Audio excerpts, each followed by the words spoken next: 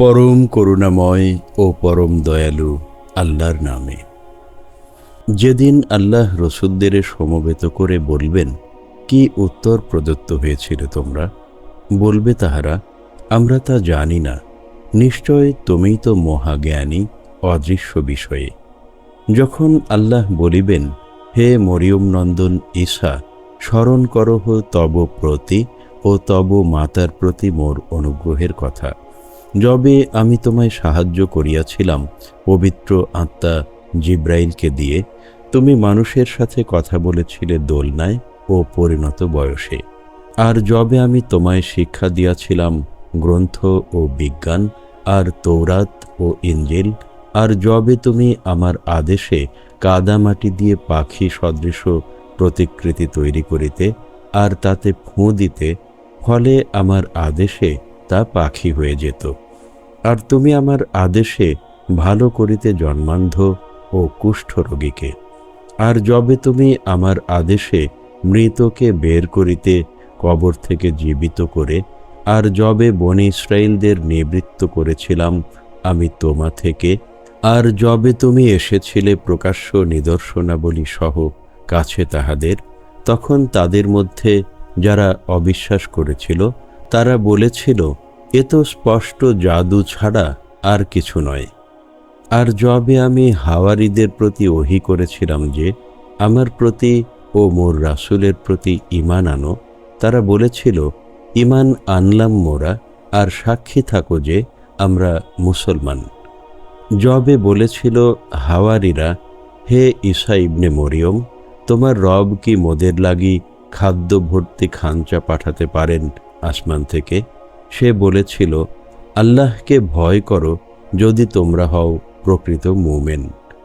বলেছিল তারা, আমরা চাই যে আমরা তা থেকে খাব, আর মোদের অন্তর তাতে তৃপ্ত হবে, আর আমরা জানিতে পারব যে নিশ্চয় তুমি সত্য বলেছ, আর আমরা তৎপ্রতি হব সাক্ষ্যদানকারী। মরিয়ম নন্দন ঈসা বলেছিল, হে আল্লাহ, রব আমাদের, মোদের প্রতি আসমান থেকে খাদ্যের খাঞ্চা নাজিল করো, যেন উহা আমাদের পূর্ববর্তী ও পরবর্তীদের জন্য হয় ঈদ, আর তোমার পক্ষ থেকে হয় একটি নিদর্শন। আর রেজেক দান করো আমাদেরে, আর তুমিই শ্রেষ্ঠতম রেজেক দাতা। বলেছিলেন আল্লাহ, আমি অবশ্যই উহা নাজিল করিব তোমাদের প্রতি, কিন্তু এরপর তোমাদের মধ্যে যে কুফরি করবে, তবে নিশ্চয় আমি তাকে এমন শাস্তি দেব যেমন শাস্তি আমি বিশ্বজাহানের আর কাহাকেও দেব না কখনোই।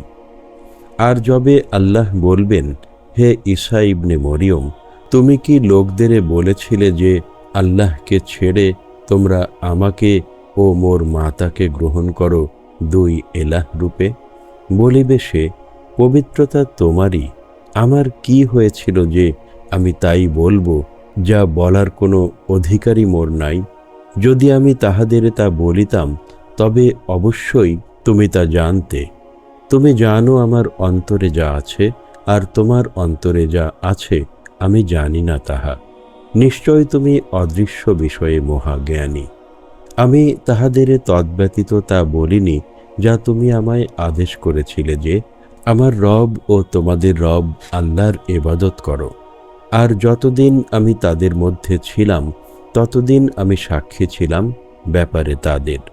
অনন্তর যবে তুমি আমায় উঠিয়ে নিলে, তখন তুমিই তো তাদের উপর ছিলে লক্ষ্যকারী, তুমিই সাক্ষী সর্ববিষয়ে।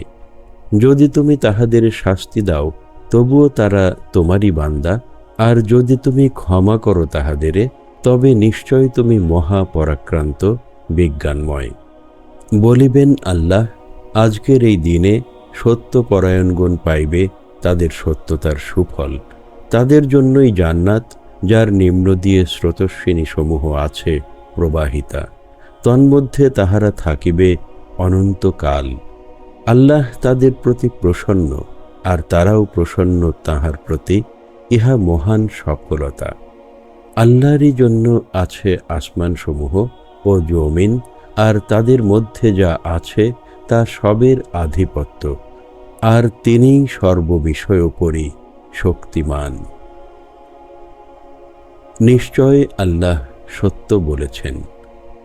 সূরা মায়েদা সমাপ্ত।